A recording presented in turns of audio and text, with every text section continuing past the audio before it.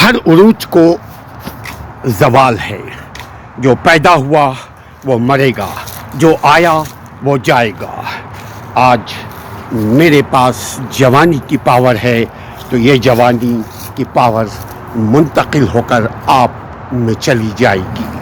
مگر عقل مند انسان وہ ہے جو پاور میں رہتے ہوئے، طاقت میں رہتے ہوئے، عروج میں رہتے ہوئے ایسا کام کرے کیا اس کا عروج قائم رہے. کیونکہ ہمارے پاس ایک نظریہ ہے، اور نظریہ یہ کہ کل نفس ذائقۃ الموت. ہر عروج کو زوال ہے، ہر زندگی کو موت ہے، ہر طاقت کو کمزوری ہے. آج جو کچھ بھی ہمارے پاس ہوگا کل نہیں رہے گا. عقل مندی یہ ہے کہ اس کو ہم سیو کریں، اور سیف صرف اس کے استعمال میں ہے کہ ہم اس کا استعمال کیسے کرتے ہیں.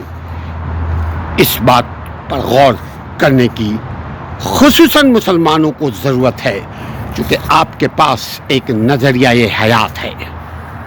اپنے عروج کو محفوظ کیجیے، اپنی طاقت کو محفوظ کیجیے، اپنی ترقی کو محفوظ کیجیے، اپنے زندگی کے گولڈن دور کو محفوظ کیجیے، اور ایکشن کے ساتھ، رسپانس کے ساتھ، عمل کے ساتھ، ورنہ سوائے پچھتاوے کے کچھ نہیں ہاتھ لگے گا.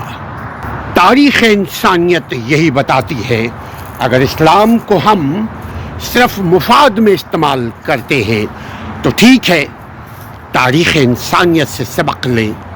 تاریخ یہی سکھاتی ہے کہ اگر ہم نے اس عروج کو نہیں سنبھالا تو یہ زندگی ختم ہوگی، اور عروج کے موقع پہ طاقت میں رہتے ہوئے، پاور میں رہتے ہوئے جو کچھ کیا ہے، جو کچھ کر رہے ہیں، وہ ہم اکاؤنٹیبل ہیں in front of someone else.